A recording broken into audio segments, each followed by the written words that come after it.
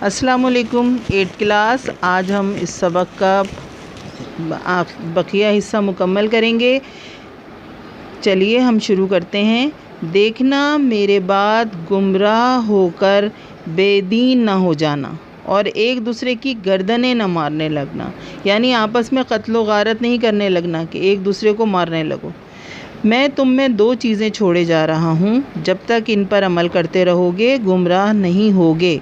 ایک اللہ کی کتاب یعنی قرآن مجید، اور دوسرے میری سنت۔ تو ہمارے نبی صلی اللہ علیہ وآلہ وسلم نے ہمارے لیے دنیا میں کون سی چیزیں چھوڑیں؟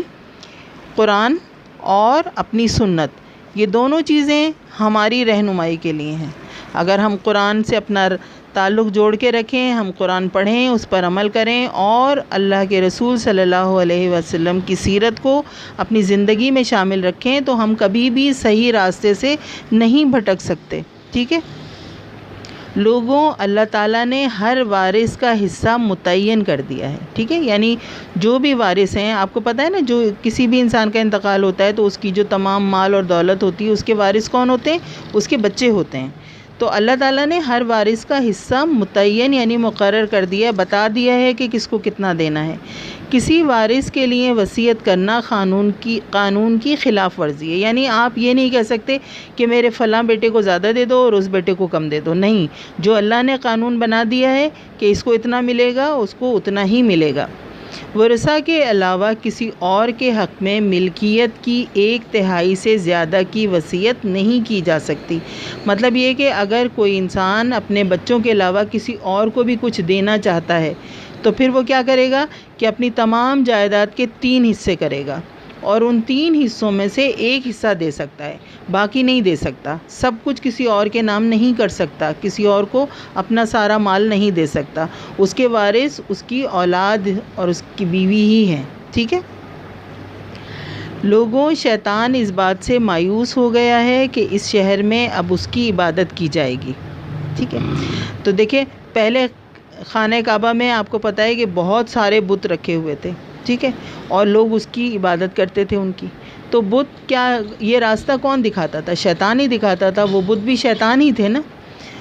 تو جب اللہ کے رسول صلی اللہ علیہ وسلم نے خانہ کعبہ سے بتوں کو پاک کر دیا، تمام بت وہاں سے ہٹا دیے گئے، تو وہاں پھر کس کی عبادت ہوتی تھی؟ اللہ کی عبادت ہوتی تھی۔ حج اللہ کی عبادت ہے نا۔ لیکن شیطان کے بارے میں کیا کہا کہ وہ اس بات پر ہی راضی ہے کہ چھوٹی چھوٹی باتوں میں اس کی پیروی کی جائے۔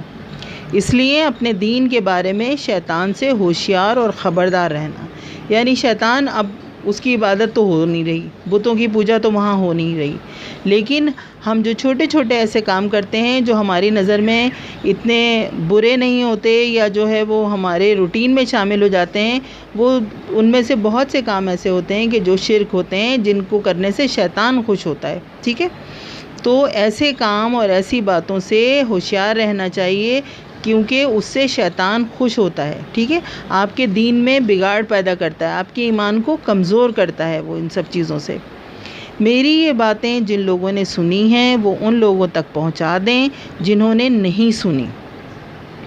پھر نبی صلی اللہ علیہ وآلہ وسلم نے لوگوں سے 3 دفعہ پوچھا، کیا میں نے اللہ کا پیغام تم تک پہنچا دیا؟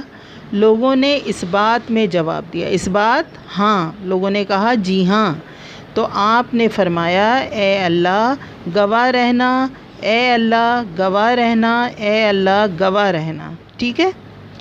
حج کے انہی ایام میں قرآن مجید کی آخری آیت نازل ہوئی جو سورۃ المائدہ میں ہے، اور جس کا ترجمہ یہ ہے کہ آج کے دن میں نے تمہارے لیے تمہارا دین مکمل کر دیا اور تم پر اپنی نعمت تمام کر دی اور تمہارے لیے اسلام کو دین کے طور پر پسند کر لیا۔ ٹھیک ہے؟ اس آیت کا کیا مطلب ہوا کہ اللہ تعالیٰ نے ہمیں کتنی ساری نعمتیں دی، کہ ہمیں ایمان کی نعمت جو ہے وہ دی، اس کے بعد اس نے ہمیں قرآن عطا کیا۔ ٹھیک ہے؟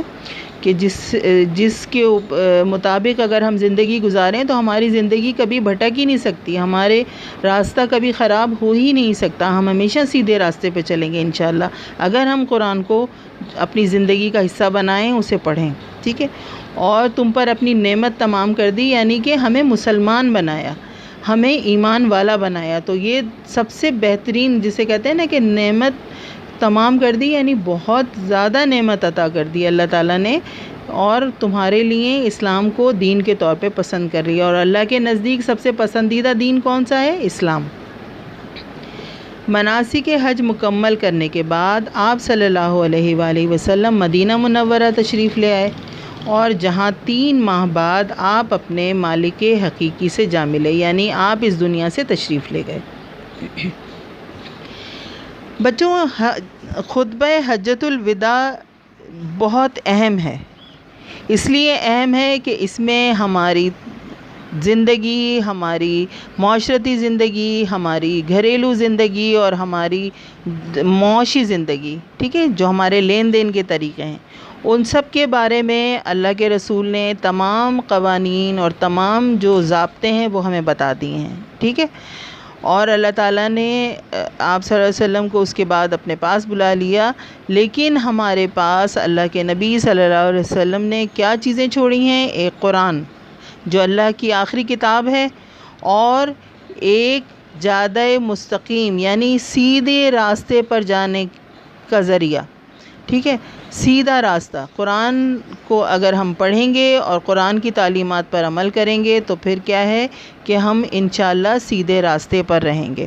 اور دوسرے یہ کہ اس قرآن سے جو چیز ہمیں سمجھنے میں اگر کنفیوژن ہوتی ہے تو پھر اس کا بہترین ذریعہ کیا ہے؟ سنت. کہ آپ صلی اللہ علیہ وسلم کی سنت ہمارے لیے بہترین راستہ ہے. ٹھیک ہے، سب سے بہترین راستہ وہی ہے. ان دونوں چیزوں کو اگر ہم ہمیشہ ساتھ رکھیں گے، ہمیشہ ان پر عمل کریں گے تو کیا ہوگا کہ انشاءاللہ ہم کبھی بھی اپنے راستے سے نہیں بھٹکیں گے. اور خطبہ حجۃ الوداع پیارے نبی صلی اللہ علیہ وسلم کا آخری خطبہ ہے، اور یہ آپ کا دوسرا سبق ہے. امید ہے آپ کو اچھی طرح سمجھ آ گیا ہوگا. اس کو اچھی طرح سے پڑھیے، اس کی بلند خوانی کیجیے، اس کے الفاظ کی ادائیگی پہ غور کیجیے. انشاءاللہ اب اس کا آنے والے دنوں میں ہم اس کا کام کریں گے. جو اس کی درسی کتاب میں مشقیں دی ہوئی ہیں، تفہیم ہے، یہ سب کام کریں گے.